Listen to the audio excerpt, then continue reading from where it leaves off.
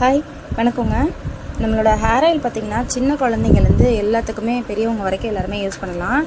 எங்கள் பாப்பாவுக்கு பார்த்திங்கன்னா 3rd ஸ்டாண்டர்ட் போகும்போது இந்த சைடெல்லாம் ஈறு நிறைய இருந்துச்சு, பேனும் ஈரும் நிறைய இருந்துச்சு. ஸோ இப்போ பாருங்கள், ஒரு ஈர் கூட இல்லை. நல்லா பாருங்கள், இந்த ஸ்கால்ப் ஃபுல்லாகவே அவளுக்கு எடுக்கவே முடியாது, அந்தளவுக்கு ஈர் நிறைய இருக்கும்.